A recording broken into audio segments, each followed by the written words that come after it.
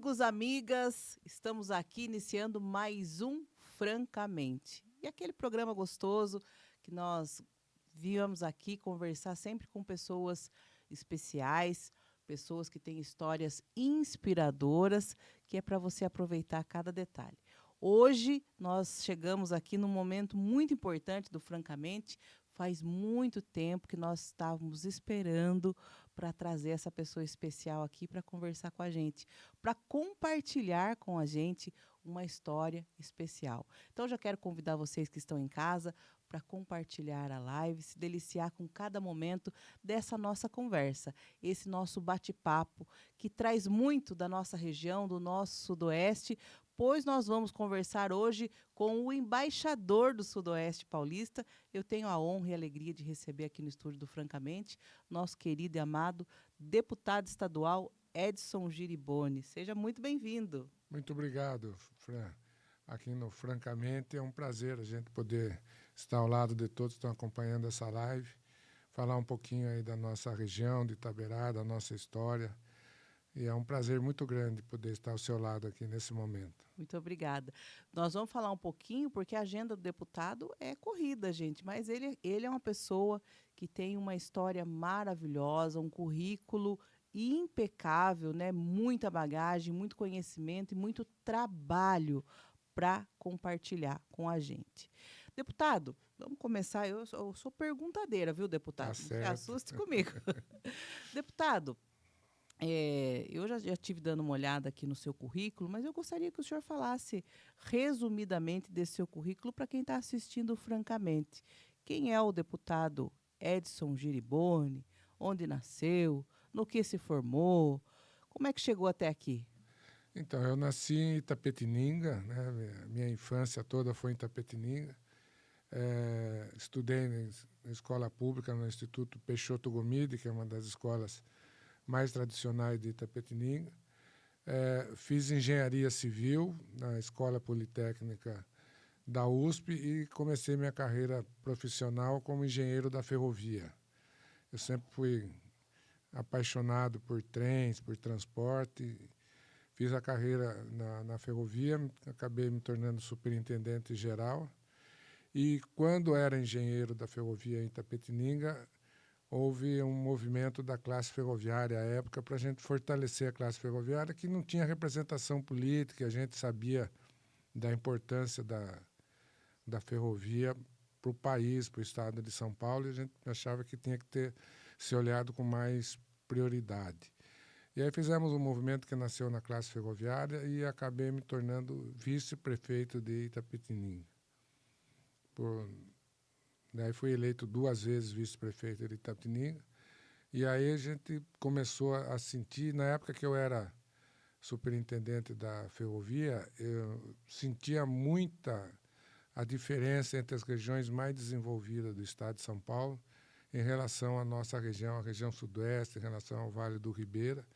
Isso me chamou a atenção e, quando deputado, eu levei isso ao governo do estado através de relatórios, trabalhos, mapa, gráfico, mostrando o quanto o governo do estado era devedor aqui em relação à região sudoeste e ao Vale do Ribeira.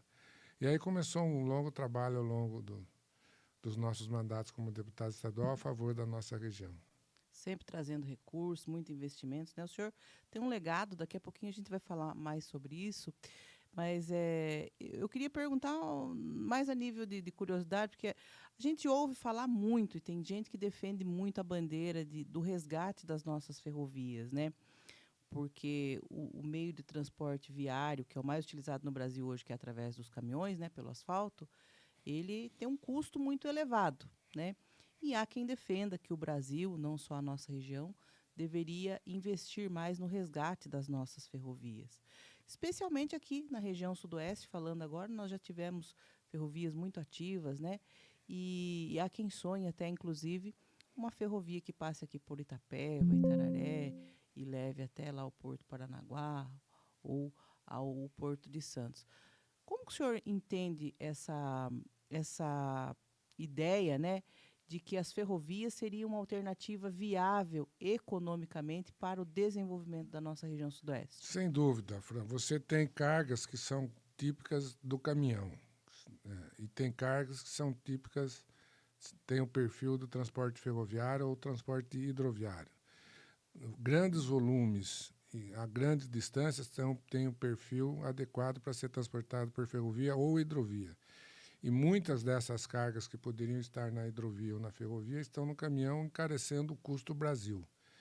Mas essa é vamos dizer, o Brasil está pagando por erros históricos quando não priorizou de uma forma equilibrada os diversos meios de transporte. Teve uma visão muito voltada às rodovias, o que é importante também é o transporte rodoviário, que tem o seu perfil, tem a sua carga típica da ferrovia, mas deixou de dar a devida atenção tanto à hidrovia principalmente quanto à ferrovia. Aqui o Estado de São Paulo tem um histórico né, dessa situação. A FEPASA foi fundada em 1971, quando fundiu 5 empresas ferroviárias que existiam no Estado de São Paulo. Ela teve um papel importante, mas ela acabou sendo transferida na década de 90 para o governo federal, no governo Mário Covas, entrou como pagamento de dívida do Estado junto à União, na época o Banespa, a CEAGESP e a FEPASA. E houve a privatização por parte do governo federal. Uma concessão, no meu modo de ver, a concessão ficou muito aberta. Foi o BNDES que comandou o processo de privatização e o foco foi, vamos dizer, vamos passar para a iniciativa privada porque é um ônus para o Estado ter a ferrovia. E todos esses transtornos ao longo do tempo fez com que a ferrovia fosse perdendo um pouco da sua importância. Então, hoje a gente tem, aqui, principalmente aqui no estado de São Paulo, vários trechos subutilizados ou não utilizados, que é um patrimônio público, é uma concessão, não foi uma venda, e cabe ao governo federal tornar esses trechos ferroviários que não estão operando devidamente atrativos à iniciativa privada, para que realmente a ferrovia possa cumprir o seu papel naquelas cargas que são tipicamente ferroviárias. O governador Tarcísio tem um projeto ousado, que é os trem intercidades. São Paulo-Campinas, São Paulo-Sorocaba, São Paulo-Santos, São Paulo-São José dos Campos, para o transporte de passageiro, para aliviar o grande transtorno de trânsito hoje que nós temos na grande São Paulo, interligando esses trens com a malha metroviária, o que diminuiria muito o fluxo de veículos na grande São Paulo. Então, a gente tem um longo desafio pela frente, voltar a olhar com mais atenção para o transporte ferroviário, seja no transporte de passageiros, seja no transporte de carga, para que a gente tenha uma matriz mais equilibrada no transporte, tanto de passageiro quanto de carga no Brasil, que hoje está distorcida, sobrecarregando as nossas rodovias. Agora, deputado, ainda um pouquinho sobre as ferrovias, porque eu mesmo sou muito entusiasta da importância das rodovias para o desenvolvimento econômico, especialmente aqui das regiões do interior, onde a gente sofre tanto com a malha viária, né? Demora para acontecer uma terceira faixa que seja, como é o caso aqui da SP 249. Por que a privatização, no caso das rodovias, deu muito certo, funciona muito bem, e no caso das ferrovias não aconteceu como deveria? Como que o senhor... É a modelagem, quando você vai privatizar, que você estabelece as regras da concessão. As rodovias houve um cuidado maior, esse olhar mais prioritário às rodovias, e acabaram, vamos dizer, permitindo que tivesse grandes investimentos, porque você tem que fazer a conta, né, do que você vai gastar e do que você vai arrecadar para tornar o processo viável.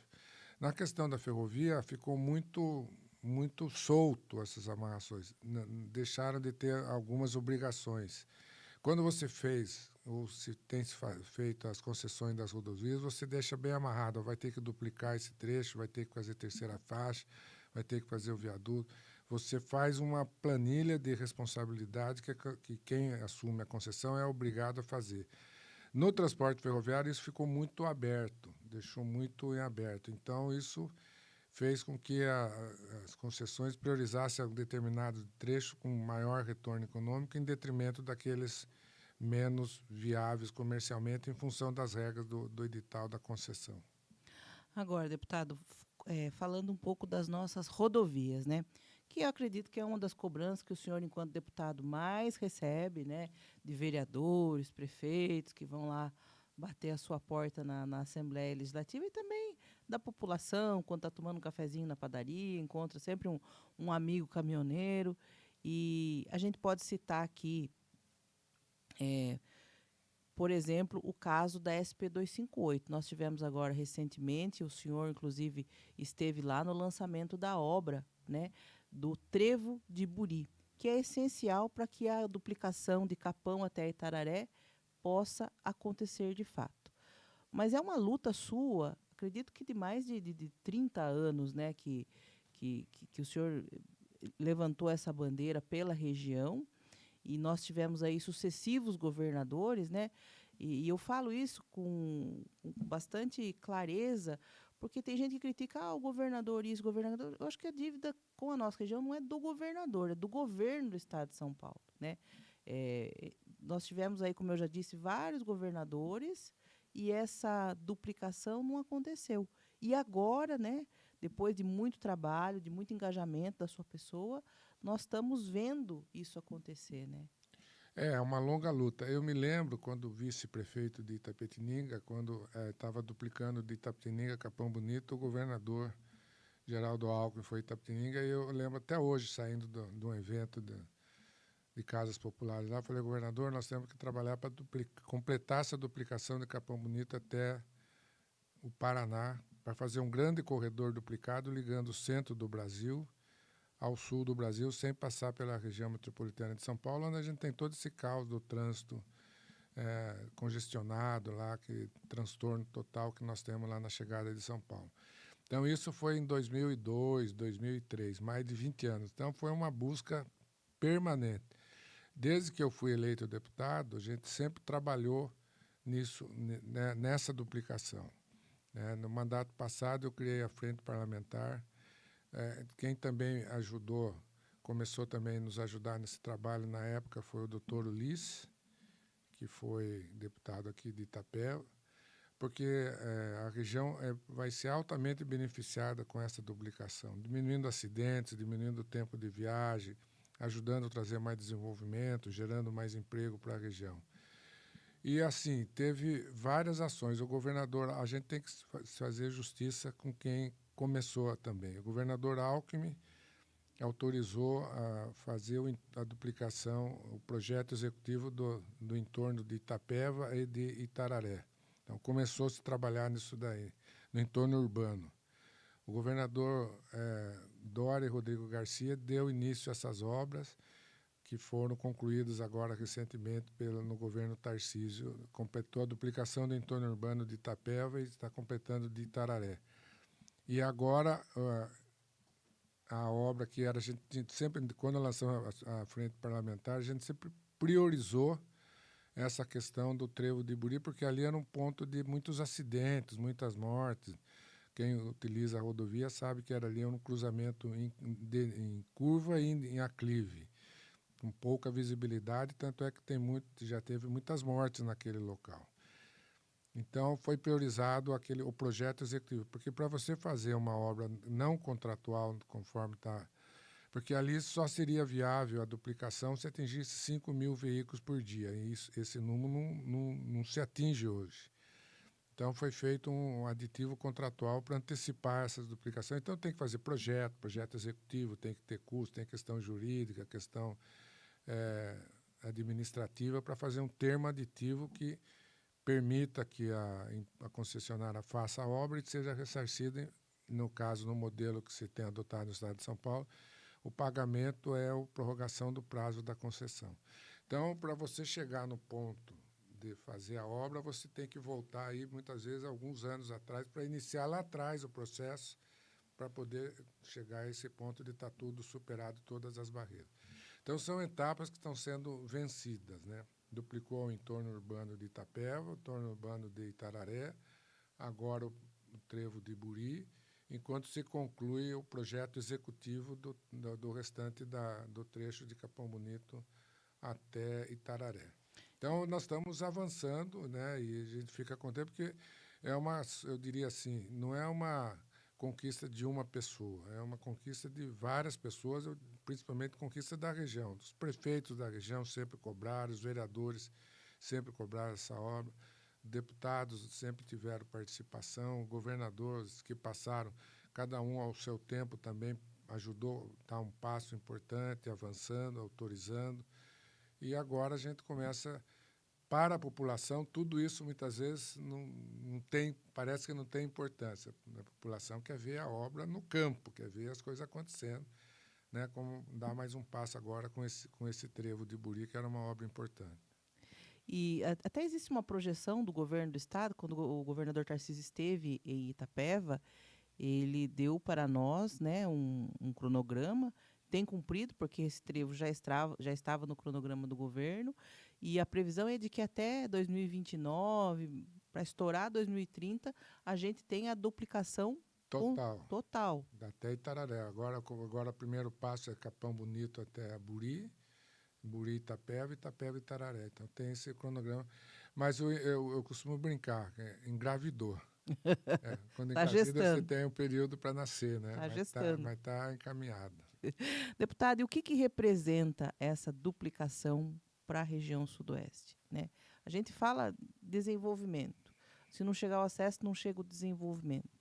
Mas qual é o desenvolvimento que pode chegar através dessa duplicação? Ela permite que a região fique inserida na principal malha viária do estado de São Paulo. Nós vamos ter aqui a região totalmente duplicada até a Grande São Paulo, que é um grande centro econômico do país, duplicado até o Porto de Santos, que tem muita questão de importação, exportação, nós vamos estar interligados a essa malha, duplicado até o centro do Brasil, até a região de Campinas, que é outro centro econômico. Então, você insere a nossa região na principal malha viária do estado de São Paulo. Muitos empreendimentos, muitos negócios, muito investimento, para vir para uma cidade, para vir para uma região, eles fazem um checklist do que a região oferece.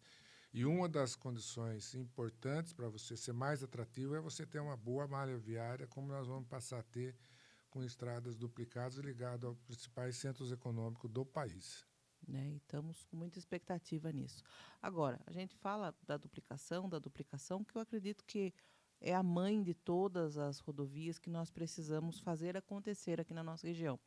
Mas acredito também que em cada município que o senhor visita, né, da região de Itapetininga, Itapeva, hoje o senhor está aqui em Itaberá, sempre tem uma demanda das SPs menores, das vicinais, né, que são tão importantes para os municípios e que os municípios também sofrem muito com essa falta de investimento por parte do governo do estado. Eu faço essa pergunta porque se eu fizer o programa aqui e não perguntar para o senhor, não vou ficar bravo com a gente. A SP249. A SP249 ela nasce lá em Apiaí, na terra do nosso amigo Nilson, né? E termina aqui já passando Itaporanga na divisa com o Paraná. E durante todo o trecho da SP249, ela precisa de investimentos de terceira faixa, de acostamento, de manutenção. Eu acredito que dali na região de Apiaí é um local prioritário, mas esse trecho especial entre Itaberá e Itapeva, que são esses 35 quilômetros entre o KM-79 e o KM-114, que termina aqui em Itaberá, com o aumento do fluxo viário, o povo está bem castigado aqui também. E eu queria que o senhor falasse um pouquinho sobre o seu trabalho em relação a isso, né? Por essas SPs, né? Que não envolvem questão de duplicação, mas que precisam também de investimentos. Precisa de manutenção, realmente a estrada não está boa. E ali é a responsabilidade do Estado, porque ali não é concessão. Itapeva, Itaberá está na mão do DR. Então, o nosso papel é continuar cobrando para que o DR melhore essas condições da estrada. Ali no trecho de Apiaí, Ribeirão Branco, que é 249, também tem um bom trecho em terra. Ali está sendo feito o projeto executivo, que deve terminar agora no mês de julho, para poder licitar, para poder completar aquele trecho muito ruim. Então, são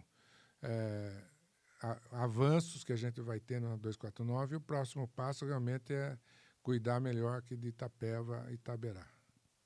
Há quem diga que no momento que se faz a concessão das rodovias, existem alguns trechos que na concessão entram como responsabilidade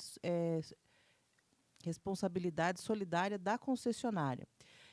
Esses trechos, por exemplo, entre Itaberá e Itapeva, não poderia ser uma responsabilidade da concessionária que é responsável pela 258?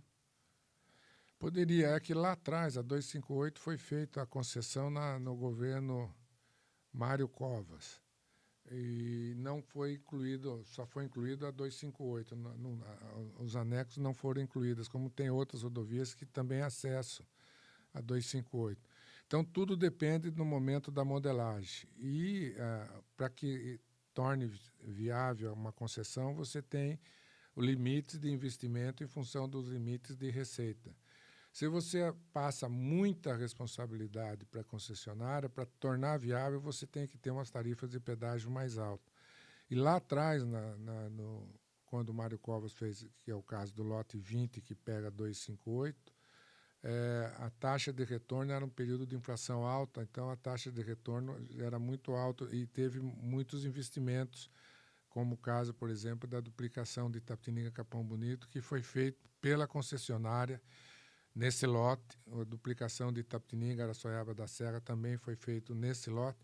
Então, você tinha um limite de mais responsabilidade da concessão para não tornar a concessão quase inviável, porque teria que ter tarifas muito altas de pedágio. Então, é essa conta de equilíbrio que tem que ser feita para que seja possível fazer a concessão. Mas essa concessão foi no final da década de 90, focaram na época a questão somente da 258 e as estradas colaterais não foram incluídas. Acabaram sendo esquecidas de ser incluídas, continuou né? na mão do Estado, né? E aí a responsabilidade do Estado de dar uma devida manutenção e cabe a nós, que temos compromisso com a região, continuar cobrando o governo do Estado dessas ações. Não sei se o senhor sabe, né? Acho que sabe, porque, né, conhece bem. Itaberá tem 2 SPs não pavimentadas, né? Que é a SP 259 e a SP 271, que liga Itaberá a Riversul, né?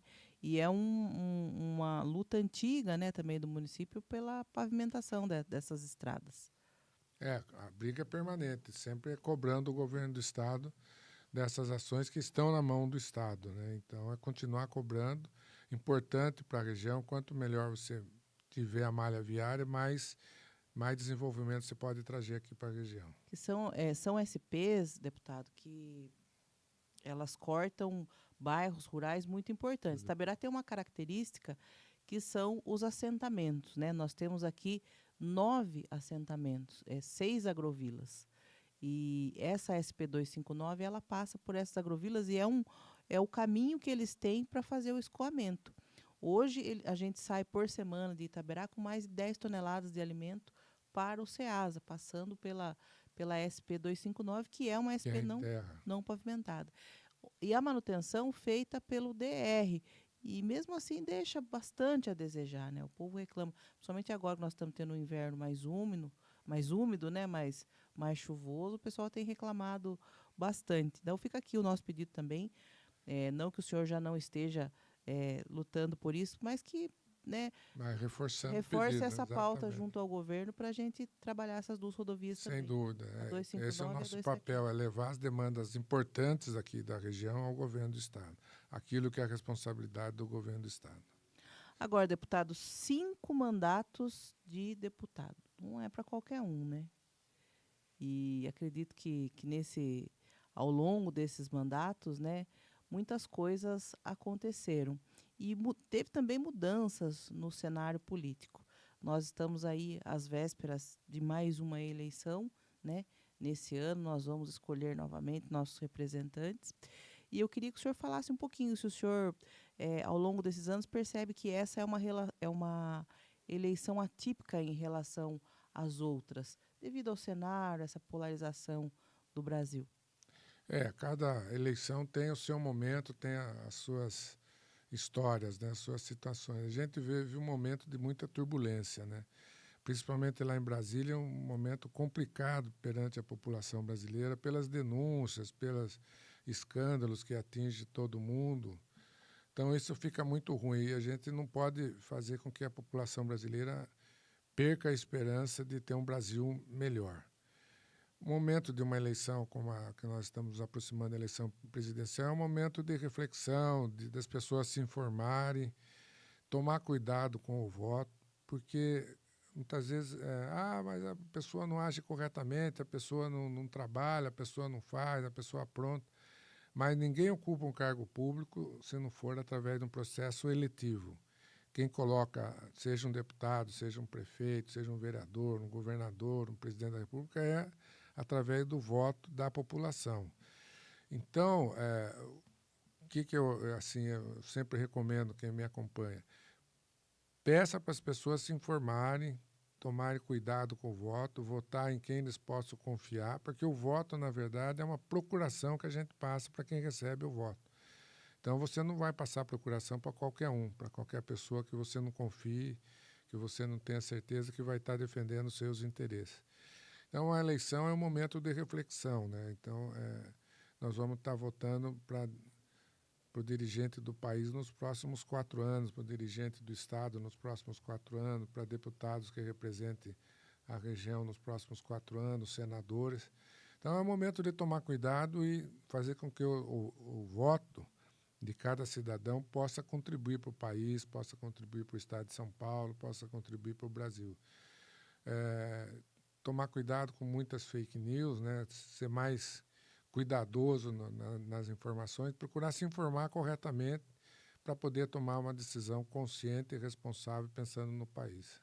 E tomar cuidado também com os famosos paraquedistas, né, gente? Porque nós temos que. Eu sou uma eleitora. Antes de ser política, também sou eleitora. A gente tem que ter a consciência, né, de depositar o nosso voto em quem tem condição de representar a nossa realidade, quem conhece a nossa realidade, quem tem trabalho, no caso de deputados, quem tem trabalho pela nossa região, né? E está aqui diante de nós o deputado Edson Giriboni, que não só nos representa, como é filho dessa região. Ele não mora em outra região e vem aqui complementar votos. Ele é de Itapetininga, nascido em Itapetininga. Ele anda toda a nossa região aqui desde que se viu por gente, né, deputado? Sempre, Então é uma relação diferente, né? desde criança, né? E logo que eu me formei, que eu vim trabalhar na ferrovia, aqui eu cuidava da região ferroviária aqui, então Itapeva muitas vezes era a minha segunda cidade, né? A gente dormia muito aqui em Itapeva, então a gente conhece ao longo da vida as necessidades da região e isso dá mais firmeza nas nossas ações a favor de todo o Sudoeste. Agora, ao longo de 5 mandatos, deputado, eu imagino que muitas lutas, muitas pequenas e grandes conquistas, né? Eu acredito que a cada dia tem conquistas, né? Mas nem sempre isso é mostrado na mídia, nem sempre isso chega ao conhecimento do povo, né? Eu gostaria que o senhor pautasse aí ao longo dos 5 mandatos, em relação ao seu trabalho, quais foram as suas maiores conquistas, os maiores avanços aqui para a região sudoeste. Olha, no meu primeiro mandato, eu acho que o que marcou foi um levantamento que eu fiz do estado de São Paulo. Função do conhecimento que eu tinha, sem ter números, sem ter dados oficiais, mas que chamava atenção a nossa realidade inferior à região, às outras regiões do estado. Então, eu como engenheiro, fiz um trabalho de levantamento, fiz pesquisar, fizemos um levantamento mostrando todos os indicadores sociais, indicadores econômicos de todas as regiões do estado de São Paulo. E ali a gente comprovou, através de números inquestionáveis, todos os dados oficiais, que a região sudoeste do estado de São Paulo, que é a nossa região, Itapetininga, Itapeva, o Alto Vale do Ribeira e o Baixo Vale do Ribeira, eram as duas piores regiões do estado de São Paulo em todos os indicadores econômicos, indicadores sociais. Levei isso ao governador da época, que era o governador José Serra, ao vice-governador, a todo o secretário de Estado, e isso forçou o governo do Estado a olhar com mais atenção para a nossa região. Trouxemos, na época, o governador José Serra Itapetininga.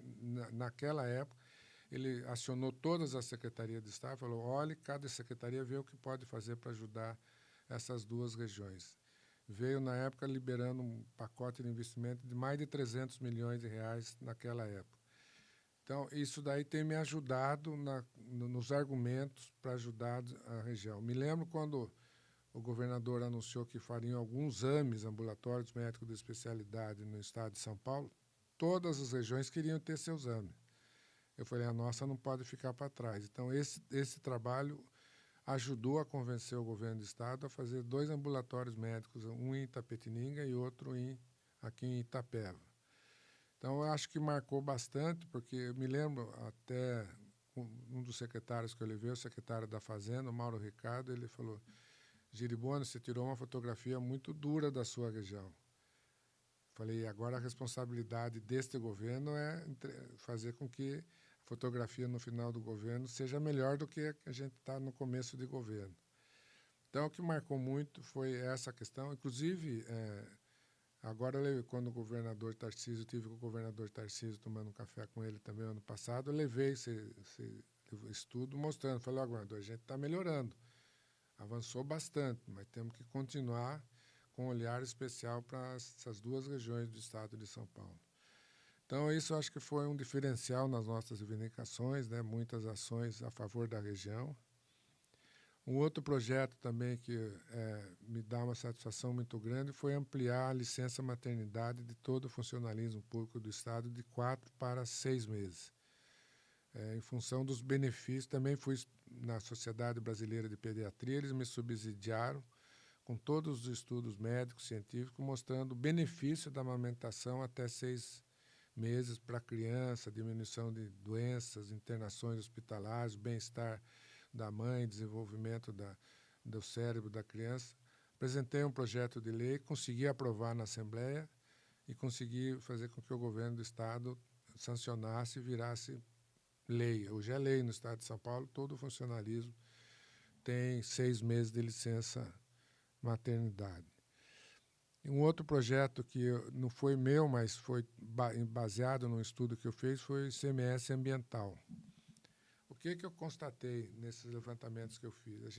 As cidades mais ricas do estado de São Paulo, em termos de receita per capita, são as cidades que mais poluem o meio ambiente e que têm melhores condições de vida.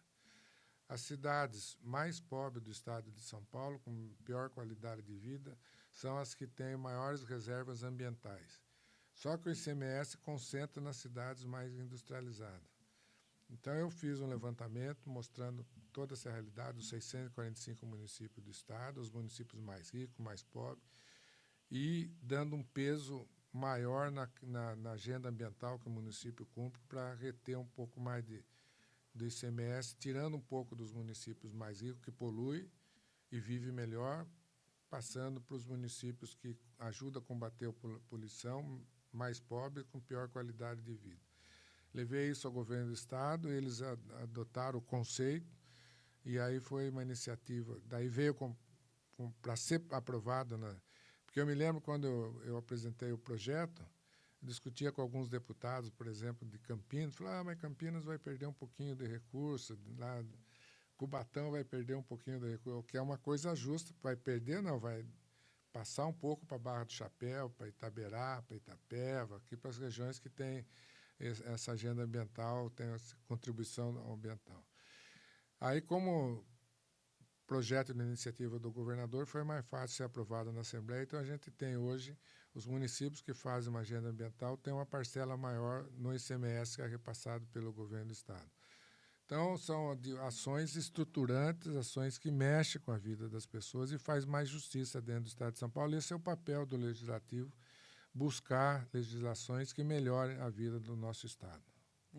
Isso é sensacional, deputado, porque essa distribuição com mais equidade, né, dos recursos, elas tiram as nossas regiões aqui, especialmente a região sudoeste, né, que não é pouco desenvolvida em termos de indústria. Então, os municípios aqui, eles não têm a mesma arrecadação de um município que é industrializado, como o senhor bem falou aí, Campinas, vamos citar outros aqui, Cubatão, Paulínia, Replan, Cubatão, Paulínia, né? Eles, por si só, vivem de suas receitas.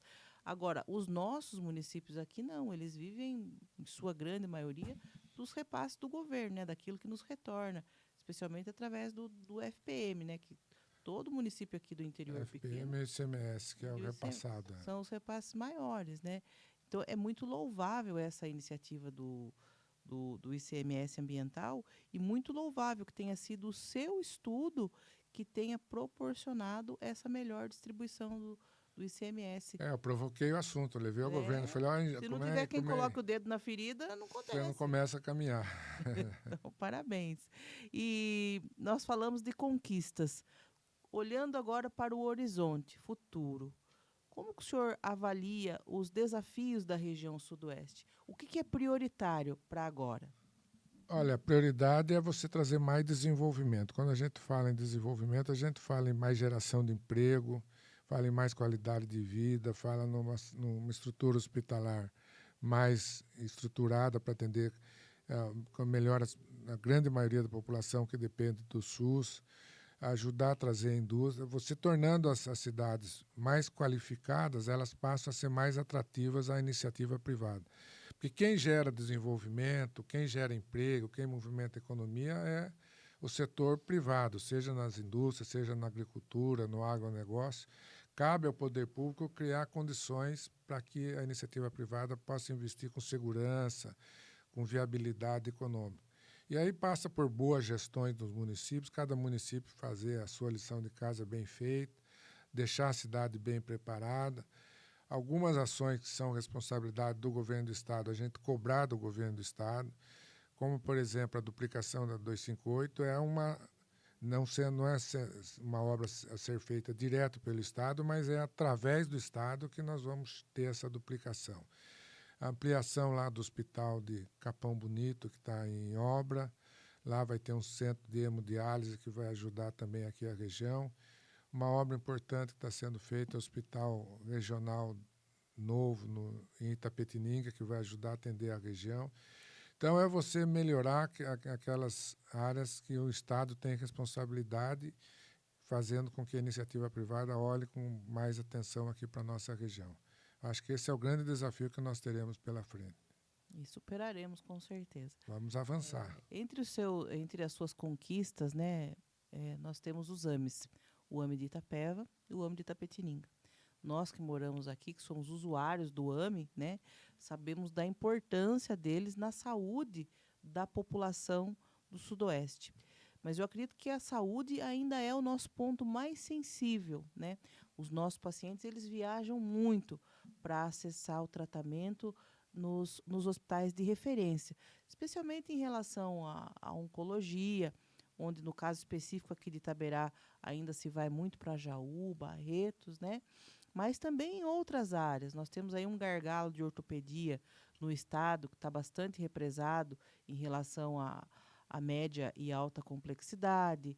Nós temos a questão dos leitos de hemodiálise, né, as cadeiras de hemodiálise. Nós temos paciente que sai daqui de Itaberá para fazer diálise lá em Itapetininga. E não é uma distância curta, né, deputado? Embora a gente seja a mesma região, nós somos uma região de extensão grande, né? Extensão territorial muito grande. Entre um município e outro. E há um sonho da nossa região aqui de ter um hospital regional também em Itapeva, né? Que a Santa Casa de Itapeva aconteça de fato e venha se tornar um hospital regional. Tem horizonte para isso, deputado? São etapas a serem vencidas, né? Você voltar um pouco no tempo, foi feito um hospital regional novo, a DIB já tem, ali na Raposo Tavares, antes de chegar em Sorocaba. Não tinha, passou a ter, alguns anos atrás. Agora está sendo construído o Hospital Regional de Itapetininga. Está sendo ampliado, uma bela ampliação, o Hospital de Capão Bonito. Então, você vê que vai se aproximando, são etapas que vão sendo vencidas, né? O próximo desafio passa a ser melhorar a infraestrutura hospitalar aqui de Itapeva para atender essa região, assim como também melhorar o hospital de Apiaí, que atende ali todo o Alto Vale do Ribeira. Trazer mais infraestrutura hospitalar para a região para diminuir um pouco a carência que tem, a saturação do SUS. O SUS é um modelo, no papel, muito bonito, que poucos países têm uma saúde pública gratuita como o Brasil. O grande problema é a saturação do sistema, né? A demanda é muito maior do que a capacidade de fazer. Então, essa é uma busca permanente de trazer a saúde pública mais próxima da população. E Eu me lembro que um dos levantamentos que eu fiz também, quando eu assumi, eu perguntei a cada prefeitura aqui da nossa região quanto cada prefeitura gastava por mês com transporte de doente. Na época foi um absurdo, era mais de 2 milhões de reais por mês só transportando doente para fora da sua cidade, mostrando que a gente teria que investir mais na infraestrutura, mais hospitais, serviço de saúde pública mais próximo aqui da região. Então, eu diria que essa é uma luta que não tem fim. Cada etapa que você vence, você já tem outra na frente para buscar. Agora, o senhor é um deputado muito presente, né?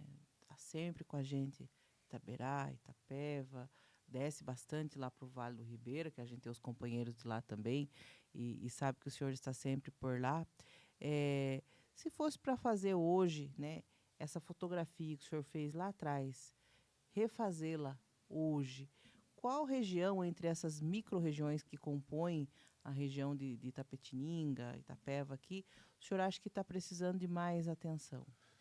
Sempre as regiões mais da extremidade, né? Você tem aqui ainda, principalmente o Alto Vale do Ribeira, que precisa de mais desenvolvimento. Ali tem duas lutas permanentes, que é a Piaí Ribeirão Branco, que é a 249, que eu falei, com a Piaí Poranga, que são duas estradas. Porque ali também tem um apelo turístico muito grande, né? Tem um potencial turístico muito grande. O turismo também passa a ser uma fonte de geração de emprego, geração de renda. Mas você tem que dar condições boas de acesso, de uma logística boa. Lá ainda está bastante precário, precisa melhorar. Eu diria que seria a região do Alto Vale do Ribeira e a região aqui de Itapeva seria as regiões que precisam mais atenção ainda do governo do estado. Agora, falando especificamente de Itaberá, né? Itaberá, o senhor já tem um trabalho que trouxe para o município mais de 16 milhões de reais em investimentos, né? Podemos citar aqui o asfalto Turiba, da cidade até a Turiba, do distrito Turiba do Sul, o asfalto da Serrinha, que, aliás, deputado, já estão precisando de investimento de novo. De novo, tá certo. Já tá precisando de investimento de novo. O senhor tem um trabalho maravilhoso junto às entidades sociais, né? E eu sempre falo da importância das entidades, porque a entidade é aquele braço que chega onde o governo não alcança, né? Não é só o governo do estado, o governo municipal às vezes não alcança algumas demandas que as entidades alcançam. Eu queria que o senhor falasse um pouquinho sobre essa sua relação com Itaberá. Olha, Itaberá está aqui na nossa região. Eu sempre falo que todos os municípios daqui da região são minhas prioridades, né? Então, a gente está sempre à disposição. Essas coisas acontecem pelo fato de eu ser da região, de eu estar presente, de estar sabendo as demandas dos municípios.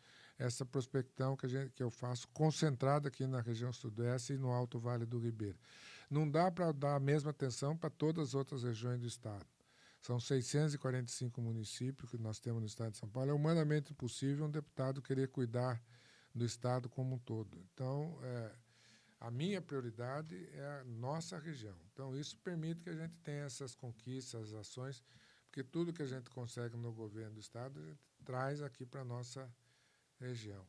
Eu me lembro que eu recebi um dia um prefeito, acho que Santa Lucélia, se eu não me engano, o nome da cidade, lá da região de Presidente Prudente, se eu podia ajudar o município. Falei, prefeito, eu tenho que ser honesto com o senhor. Eu até posso ajudar o senhor, mas primeiro eu vou ajudar os municípios da minha região, onde eu tenho compromisso, que sou da região sudoeste do estado.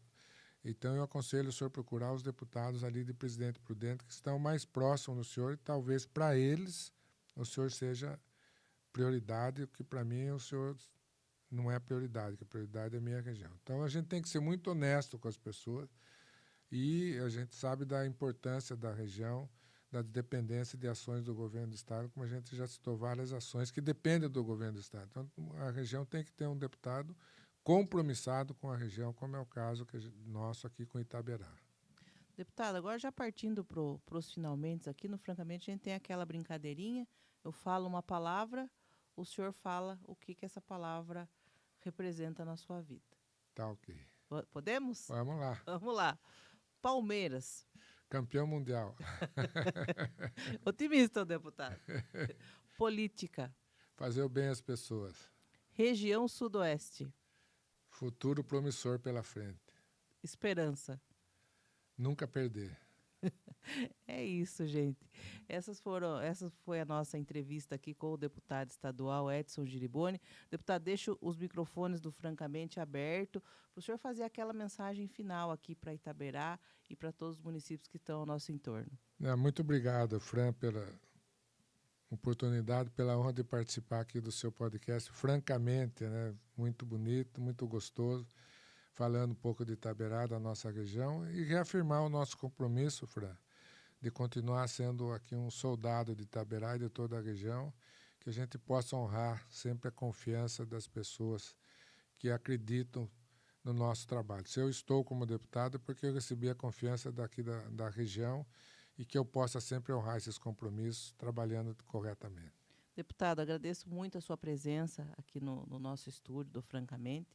Espero que essa seja a primeira de muitas outras vezes que nós vamos sentar aqui para conversar sobre tantos assuntos que temos para conversar, né? Porque, como eu já disse, o deputado trabalha muito, né? E tem muito mais coisas para contar para a gente. Desejo sorte, sucesso, que seja uma caminhada. Não vou falar que seja uma caminhada fácil, porque eu sei que não é, mas que o senhor tenha êxito, né? Em todos os desafios da nossa região sudoeste aqui, que precisa tanto que a sua voz continue nos representando junto ao governo do Estado. Estamos juntos nessa caminhada, deputado. Obrigado, Franca. A gente possa retribuir essa confiança de todos vocês, trabalhando muito. Muito obrigado. Viu? Obrigado, deputado. Obrigado a todos vocês que nos acompanharam até aqui. Que Deus abençoe e até o próximo, Francamente.